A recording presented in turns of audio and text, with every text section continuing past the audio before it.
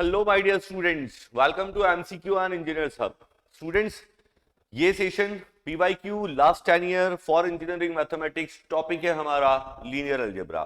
Students, हम लोगों ने लीनियर अलजेब्रा के बहुत सारे सब टॉपिक्स कवर कर चुके हैं और अभी चल रहा है आइगन वैल्यूज एंड वेक्टर। उसमें हम लास्ट 10 ईयर पीवाईक्यू सॉल्व कर रहे हैं। अगर आप सोच रहे हैं थ्योरी का है तो आप एमसीक्यू एंड इंजीनियर्स एप्लीकेशन पर जाके क्रैश कोर्स फॉर 23 स्टूडेंट्स जो 2023 में एग्जाम लिखने वाले हैं, वहां बस आपको ये करना है कि वहां जाना है, एप्लीकेशन डाउनलोड करना है और जस्ट एक्सेस करना है complete syllabus of mathematics and general aptitude. और यहाँ इस चैनल पे आप लास्ट 10 ईयर पीवाईक्यूज सीख सकते हैं, समझ सकते हैं और अपना एग्जाम लिख सकते हैं। चलिए बढ़ते हैं, सेशन को स्टार्ट करते हैं, देर नहीं करते हैं। स्टूडेंट्स, यहाँ पहला क्वेश्चन 2017 में आया हुआ सिविल ब्रांच का क्वेश्चन है। चलिए देखते हैं क्वेश्चन क्या है। कंसीडर द मैट्रिक्स, कोई एक 2x2 मैट्रिक्स है। अब आगे मैं कुछ पढ़ ही नहीं रहा हूं, जरा देखिए। सबसे पहले हम यहां मैट्रिक लिख लेते हैं। A इक्वल टू 5 - 1 4 1 लिख लिया मैट्रिक। अब आगे बढ़ते हैं। Which one of the following statement is true for the eigenvalues and eigenvector of matrix? इन्होंने कहा कि 4 स्टेटमेंट दिए हुए हैं ऑप्शन में और क्वेश्चन दिया हुआ है एक 2x2 मैट्रिक, और यह कहा गया कि आइगन वैल्यूज और वेक्टर से रिलेटेड, आइगन वैल्यूज और वेक्टर से रिलेटेड ये 4 स्टेटमेंट है, इनमें से कौन सा स्टेटमेंट सही है, मतलब सही है, बस यही पूछना है, यही देखना है। तो जरा देखते हैं। सॉल्व करने के भी पहले जरा स्टेटमेंट पढ़ते हैं। Eigen value 3, eigen value 3 has multiplicity 2 and only 1 linearly independent eigenvector exist. मतलब आगे बढ़ने के पहले हमें यह तो पता चल गया कि इस मैट्रिक की एक आइगन वैल्यू 3 है। देखिए second option, eigenvalue 3 has multiplicity of 2 and 2 independent eigenvector exist. अब सवाल ये है कि सर ये मल्टीप्लिसिटी क्या है, अपन डिस्कस करते हैं थोड़ी देर में। फिलहाल तीसरा option, eigenvalue 3 has multiplicity of 2 and no independent eigenvector exist. जब हम ये पढ़ रहे हैं तो थर्ड वाला ऑप्शन, मतलब सी वाला ऑप्शन पढ़िए कि आइगन वैल्यू 3 है, उसकी मल्टीप्लिसिटी 2 है। अब अभी हमको नहीं पता है कि मल्टीप्लिसिटी क्या होता है, बट हमको ये पता है कि जितने भी आइगन वेक्टर वैल्यूज होते हैं उन पर्टिकुलर वैल्यूज के कॉरस्पॉन्डिंग हमेशा non zero linearly independent eigenvector exist करता है। और अगर non zero linearly independent eigenvector exist करता है तो यहां तो लिखा हुआ है no independent eigenvector exist, ऐसा तो पॉसिबल ही नहीं है। इसका मतलब सी ऑप्शन गलत है। ठीक, लास्ट ऑप्शन देखते हैं। Eigenvalues are 3 and -3 and 2 independent eigenvector exist. Last वाले ऑप्शन में आके बोला कि आइगन वैल्यू 3 है और -3 है। अब ये लास्ट वाला ऑप्शन भी सही है या गलत, इसको भी आप थोड़ा सा एनालाइजेशन यहां पर कर सकते हैं। अब हम हमारे इस क्वेश्चन के उस वर्ड पे जाते हैं। That word is called multiplicity. What is multiplicity? इन्होंने पूरा नहीं लिखा है, एक्चुअल होता है अलजेब्रिक मल्टीप्लिसिटी।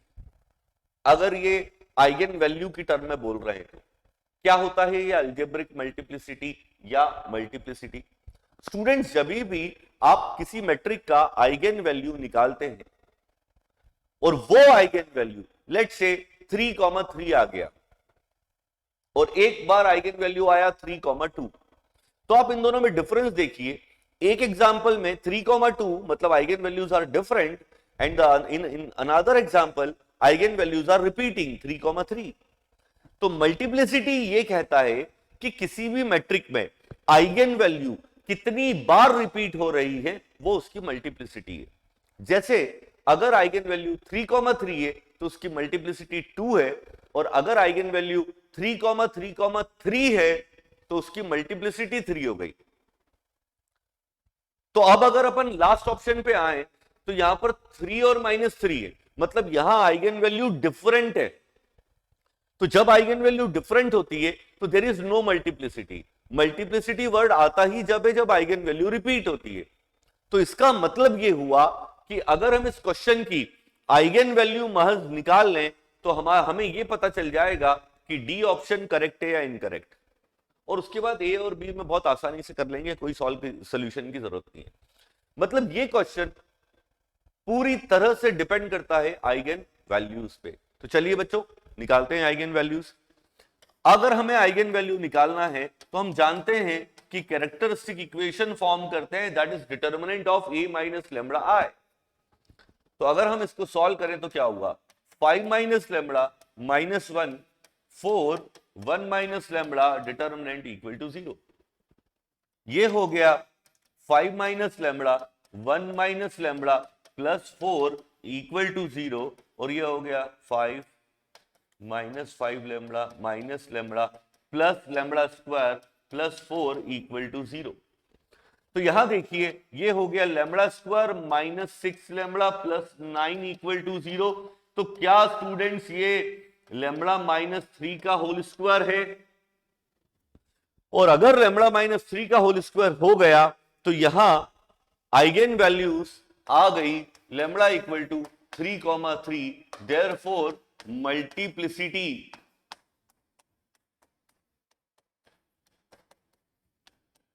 इज 2। तो मतलब मेरा डी वाला ऑप्शन भी इनकरेक्ट है। अब हमें पता चल चुका है कि मल्टीप्लिसिटी 2 है। इसके आगे कोई भी स्टूडेंट सॉल्व मत करना। क्यों, मैं बताता हूं। जरा देखिए आगे क्या बोला इन्होंने। देखो दोनों ही ऑप्शन में यहां तक बिल्कुल सेम है। 3 has multiplicity 2, eigen value 3 has multiplicity 2। आगे बोल रहे हैं and only 1 independent vector and 2 independent vector. अब जरा आप सोचिए कि जब आप आइगन वेक्टर निकालते हैं तो कौन सा फॉर्मूला यूज करते हैं, a minus lambda I into x equal to 0। और अगर आप यहां 5 माइनस लैम्बडा माइनस 1 और यहां क्या है, ये 4 और 1 माइनस लैम्बडा, ये हो गया x1 x2। एक्चुअल ये जो मैं लिख रहा हूं स्टूडेंट से लिखने की रिक्वायरमेंट ही नहीं है। क्यों? क्योंकि आपकी जो वैल्यू है वो रिपीटेड है। तो जब आप इस फॉर्मूले में लैम्बडा इक्वल टू 3 रखेंगे तो 5 माइनस 3 दैट इज 2 माइनस 1, 4 और 1 माइनस 3 दैट इज माइनस 2। तो यहां से जो भी वेक्टर आने वाला है वो एक ही वेक्टर आने वाला है। अब जब आप दूसरी बार इसी इक्वेशन में दूसरी बार 3 रखेंगे तो क्या इक्वेशन बदल जाएगी? नहीं, वो भी यही वेक्टर देने वाली है एक। दैट मीन्स कि मल्टीप्लिसिटी 2 है और सिर्फ एक आइगन वेक्टर एग्जिस्ट करता है। दो वेक्टर स्टूडेंट जब एग्जिस्ट करते जब यहां पर आइगन वैल्यू अलग अलग हो जाते। As simple as that. एक बात और, अब इतना कर लिया है तो इतना सा और बता दूं। यहां देखिए जब भी आप 2x2 का आइगन वेक्टर निकालते हैं तो आप याद रखिएगा, हमेशा याद रखें कि ये फर्स्ट रो और सेकेंड रो हमेशा सेम होंगी। देखिए 2 माइनस 1, और इसको अगर आप 2 से डिवाइड कर देंगे तो फिर से क्या मिलेगा, 2 माइनस 1। चलिए एक काम करते हैं, यहां पर हम निकाल लेते हैं vector 2x1 minus x2 equal to 0। वैसे वेक्टर की रिक्वायरमेंट नहीं है स्टूडेंट्स, फिर भी निकाल देते हैं। देखिए क्या किया, इसको उधर ले गए, x2 का कोएफिशिएंट नीचे ले आओ, x1 का कोएफिशिएंट इधर ले आओ, तो आपका एक ही वेक्टर एग्जिस्ट हुआ, that vector is 1,2। Hence option A is our answer. I hope student आपको समझ में आया होगा। बहुत आसान क्वेश्चन है, कोई टफ नहीं है। चलिए आगे बढ़ते हैं। 2017 इलेक्ट्रिकल ब्रांच में आया हुआ क्वेश्चन है, consider the following system of equation. कोई एक सिस्टम ऑफ इक्वेशन बोर्ड पे लिखा हुआ है, आप देख पा रहे होंगे। 3x1 plus 2x2 equal to C1 and 4x1 plus x2 equal to C2। आगे पढ़ते हैं। The characteristic equation of these simultaneous equation is, और यहां क्वेश्चन मार्क लगा देते हैं। सिर्फ एक लाइन, क्वेश्चन खत्म। लॉजिक सिंपल है, हमको ये पता है, या इनफैक्ट स्टूडेंट्स को ये पता रहता है कि किसी मैट्रिक्स की कैरेक्टरिस्टिक इक्वेशन आती है और उसके जो रूट होते हैं वो वैल्यू होते हैं। स्टूडेंट ये एक्सपेक्ट नहीं करता है कि एग्जाम में सिस्टम ऑफ इक्वेशन पूछा जाएगा और उसकी कैरेक्टरिस्टिक इक्वेशन पूछी जाएगी। तो हमेशा याद रखें, किसी भी मैट्रिक को सिस्टम ऑफ इक्वेशन में रिप्रेजेंट किया जा सकता है और किसी भी सिस्टम ऑफ इक्वेशन को मैट्रिक्स के फॉर्म में रिप्रेजेंट किया जा सकता है। और अगर रिप्रेजेंट किया जा सकता है तो फिर उसकी कैरेक्टरिस्टिक इक्वेशन भी होगी और वैल्यूज भी होंगी। चलिए करते हैं, मैट्रिक्स निकाल लेते हैं इसका। कौन सा मैट्रिक्स स्टूडेंट्स? एक्स और वाई के कोएफिशिएंट उठा लीजिए, दैट इज 3, 2 और 4, 1 उठा लिए। और अब ये कोएफिशिएंट मैट्रिक्स की कैरेक्टरिस्टिक इक्वेशन क्या होगी? Determinant of A minus lambda I equal to 0। तो यहां हो गया 3 minus lambda 2, 4, 1 minus lambda, determinant equal to 0। चलो सॉल्व कर लेते हैं स्टूडेंट्स।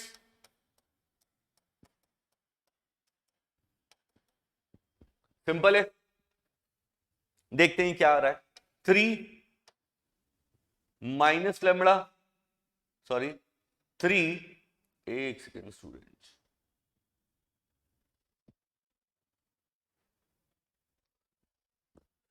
3 और यहां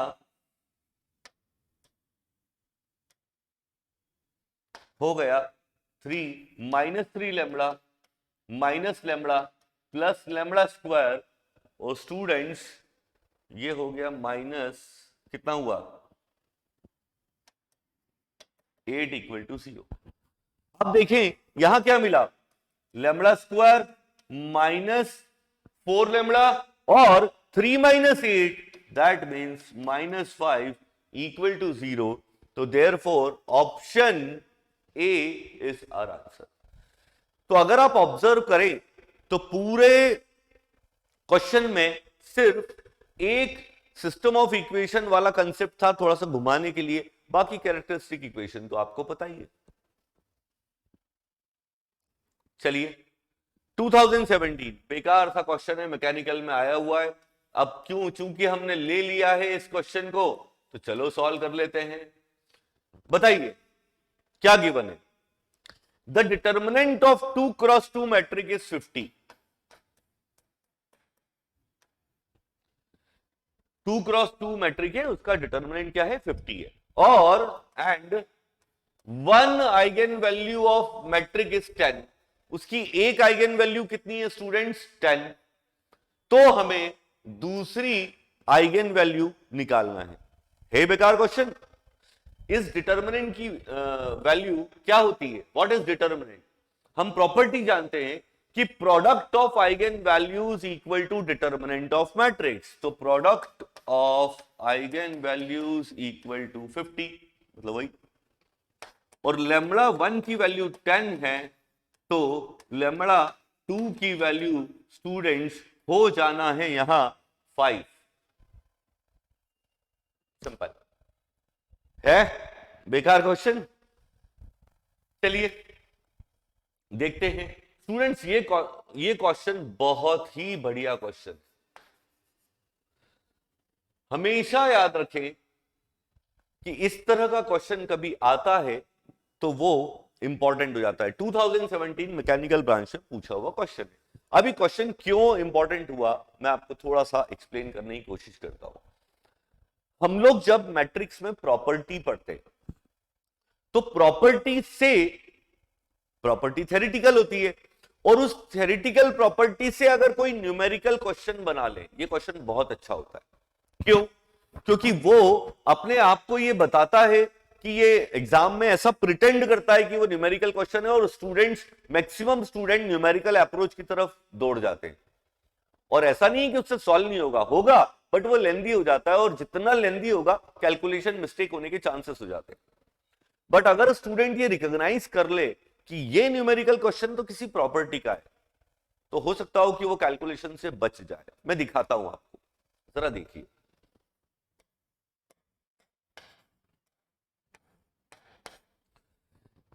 consider the matrix A, matrix लिख लेते हैं, क्या है 50 70 70 80, मैट्रिक लिख लिया। आगे देखते हैं, whose eigenvectors corresponding to the eigenvalues lambda 1 and lambda 2, मतलब लैम्बडा 1 और लैम्बडा 2 ये दोनों आइगन वैल्यू गिवन नहीं है। एक मैट्रिक है बट ऑब्वियस है कि उसकी दो आइगन वैल्यू होगी, that is lambda 1 and lambda 2, जो हमारे पास फिलहाल तो नहीं है। आगे बढ़ते हैं, एंड x1 एंड स्टूडेंट से x2 होना चाहिए, x1 and x2 are the eigenvectors, मतलब इन वैल्यूज के कॉरस्पॉन्डिंग पहला वेक्टर है 70 लैम्बडा 1 माइनस 50 और दूसरा वैल्यू है, सॉरी दूसरा वेक्टर है लैम्बडा 2 माइनस 80 और 70। अब यहां तक तो क्वेश्चन आया, क्वेश्चन क्या है फिर से पढ़ लो। मैट्रिक्स 2 क्रॉस 2, उसके वैल्यूज है लैम्बडा 1 लैम्बडा 2, इस लैम्बडा 1 लैम्बडा 2 के कॉरस्पॉन्डिंग वेक्टर से x1 एंड x2, उसमें भी आप देख सकते हो कि देखो लैम्बडा 1 यहां पर बताया है, मतलब मिसिंग है, देखा जाए तो निकालना पड़ेगा। देन द वैल्यू ऑफ, हमसे पूछा गया कि x1 ट्रांसपोज x2 का वैल्यू बताइए। तो अगर आप ध्यान से ऑब्जर्व करें तो ये x1 है, इसका मैं ट्रांसपोज कर देता हूं, 70 लैम्बडा 1 माइनस 50 और लैम्बडा 2 माइनस 80 और 70, ठीक। ये x1 ट्रांसपोज हो गया और x2। अब आप खुद सोचिए कि ये दोनों का प्रोडक्ट हम कब निकाल पाएंगे, जब हमारे पास क्या होगा, लैम्बडा 1 की वैल्यू और लैम्बडा 2 की वैल्यू। तो इसका न्यूमेरिकल अप्रोच ये हुआ कि इस मैट्रिक का आइगन वैल्यू निकालिए, दोनों यहां निकाल लीजिए लैम्बडा 1, यहां निकाल लीजिए लैम्बडा 2, निकाल लिया। जो भी लैम्बडा 1 लैम्बडा 2 आया उसको डायरेक्टली आप यहां वेक्टर में पुट कर दो और इस कॉलम का, सॉरी इस रो का इस कॉलम में मल्टीप्लाई कर दो, जो भी आंसर आ रहा है वो आपका आंसर है। ये अप्रोच कैसा हुआ स्टूडेंट्स, ये अप्रोच हुआ न्यूमेरिकल अप्रोच। बट अब ये कहां से बनाया गया है मैं आपको अगले पेज पर लेके चलता हूं, मैं दिखाता हूं आपको। आगे चलने के पहले देख लो कि क्या ये जो ए मैट्रिक गिवन है स्टूडेंट्स, क्या ये सिमेट्रिक है। देख लो आप, ए और इसका ट्रांसपोज निकालो, तब यहां पर मैं कुछ दिखाता हूं। गिवन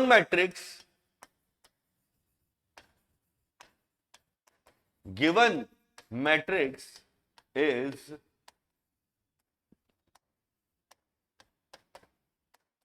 सिमेट्रिक, ये हमें पता है। अब यहां मैं प्रॉपर्टी लिख रहा हूं, and we know that the product of eigenvector, the product of eigenvector of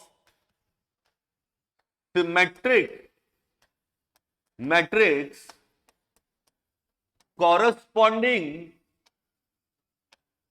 corresponding to non-zero eigen values is always zero। किसी भी सिमेट्रिक मैट्रिक के कॉरस्पॉन्डिंग अगर नॉन जीरो आइगन वैल्यूज हैं और उन नॉन जीरो आइगन वैल्यू के corresponding जो vector आते हैं उनका प्रोडक्ट हमेशा क्या होता है, जीरो। तो बस इस क्वेश्चन में आंसर हो गया जीरो। अब जो मैंने प्रॉपर्टी वहां बताई उसको यहां फुलफिल कर देता हूं। ये सिमेट्रिक मैट्रिक्स, उसकी ये दो आइगन वैल्यू जो हमें पता ही नहीं है, मैंने वहां प्रॉपर्टी में लिखा है कि नॉन जीरो आइगन वैल्यूज। आप में से किसी को डाउट हो सकता है, सर आपको कैसे पता चला कि इसकी आइगन वैल्यू नॉन जीरो है। स्टूडेंट्स, आप देखें कि इसका अगर आप डिटर्मिनेंट निकालेंगे तो डिटर्मिनेंट की वैल्यू नॉट इक्वल टू 0 आने वाली है, और अगर डिटर्मिनेंट की वैल्यू नॉट इक्वल टू 0 आती है तो वो ये शो करता है कि आइगन वैल्यू हमेशा नॉन जीरो है। तो उन नॉन जीरो आइगन वैल्यू के कॉरेस्पॉन्डिंग दो वेक्टर हैं और उन्हीं दो वेक्टर का प्रोडक्ट पूछा गया। कुछ बच्चे ये बोलते हैं कि सर यहां पे ट्रांसपोज क्यों ले रहे हैं, प्रोडक्ट तो x1 डॉट x2 होना चाहिए। स्टूडेंट जब आप मल्टीप्लाई करते हैं तो रो का मल्टीप्लाई कॉलम में होता है, इसलिए एक का ट्रांसपोज करना जरूरी है। Therefore answer is 0। चलिए चलते हैं, एक और क्वेश्चन को करते हैं। जरा ये क्वेश्चन देखिएगा, 2018 मैकेनिकल ब्रांच का क्वेश्चन है। Let A be n cross n real valued square symmetric matrix of rank 2। सबसे पहले रैंक 2 है, और जो मैट्रिक्स है उसका ऑर्डर जो है स्टूडेंट्स वो n क्रॉस n है, विथ एक इक्वेशन दी हुई है summation i equal to 1 to n summation j equal to 1 to n ai square equal to 50। Consider the following statement, मतलब इन्होंने ये कुछ गिवन दे दिया और अब ये कह रहे हैं कि ये स्टेटमेंट को देखिए। स्टेटमेंट देखते हैं, one eigen value must be in -5 5। मतलब इसकी कम से कम एक आइगन वैल्यू, मतलब कम से कम मतलब एक आइगन वैल्यू एटलीस्ट नहीं बोला है, -5 और 5 के बीच में होना चाहिए। और second statement is the eigen value with the largest magnitude must be strictly greater than 5। मतलब आइगन वैल्यू जिसका लार्जेस्ट मैग्नीट्यूड, मतलब हाईएस्ट आइगन वैल्यू उठा लो जिसका उसका मैग्नीट्यूड निकालो, वो 5 से स्ट्रिक्टली बड़ा होना चाहिए। चलिए शुरू करते हैं। अब एक बात देखें, इन्होंने गिवन दिया है n क्रॉस n मैट्रिक्स, तो मैं यहां ले लेता हूं कि n की वैल्यू हम 2 से बड़ा मान रहे हैं, 2 से ग्रेटर। अब अगर n की वैल्यू 2 से ज्यादा है तो मैट्रिक का ऑर्डर 3 क्रॉस 3 हो गया। और स्टूडेंट्स अगर मैट्रिक्स का ऑर्डर 3 क्रॉस 3 हो गया और गिवन दिया हुआ है कि रैंक 2 है, और स्टूडेंट्स रैंक 2 है का मतलब यह हुआ कि नॉन जीरो रो 2 है,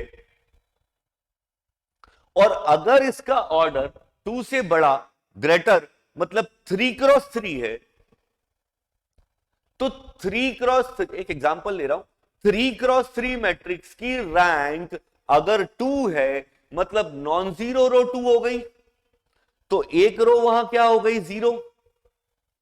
तो स्टूडेंट्स किसी भी मैट्रिक में अगर एक रो 0 हो जाए दैट मींस दैट इज इसका डिटर्मिनेंट का वैल्यू क्या है, 0 है। डिटर्मिनेंट का वैल्यू कब 0 आता है स्टूडेंट, खुद बताइए। जैसे मान लो ऐसा है 1 2 1 0 2 1 0 0 0। अब आप देखिए इसके डिटर्मिनेंट की वैल्यू क्या आने वाली है, 0 आने वाली है।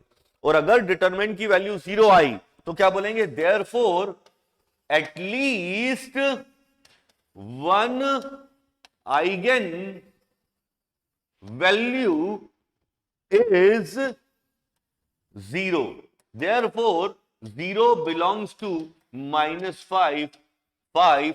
that means पहला जो स्टेटमेंट है वो ट्रू है। वो पहला स्टेटमेंट क्या हो गया स्टूडेंट्स, ट्रू। ठीक, अब दूसरे स्टेटमेंट पे चलते हैं। इन्होंने कहा कि लार्जेस्ट मैग्नीट्यूड 5 से ग्रेटर होना चाहिए। आप ये देखिए, ये जो भी इक्वेशन है इसको अगले पेज पर लेके चलते हैं। क्या इक्वेशन है, summation A square I J equal to 50।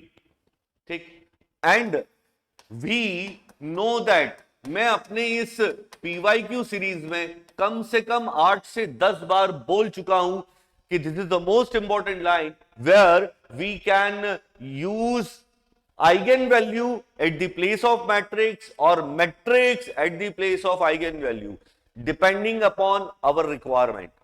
और आप देख सकते हैं यहां मैट्रिक का स्क्वायर इक्वल टू 50 है, तो क्या मैं यहां लैम्बडा स्क्वायर इक्वल टू 50 लिख दूं? तो लैम्बडा इक्वल टू हो गया प्लस माइनस अंडर रूट 50, तो लैम्बडा इक्वल टू हो गया प्लस माइनस 5 अंडर रूट 2। ये क्या हो गया? 5 अंडर रूट 2। और अब अगर मैं यहां लार्जेस्ट मैग्नीट्यूड रखूं, तो लार्जेस्ट मैग्नीट्यूड में हो गया mod of 5 under root 2 5 under root 2 guys. और ये किसी भी हाल में स्ट्रिक्टली ग्रेटर देन क्या है? 5।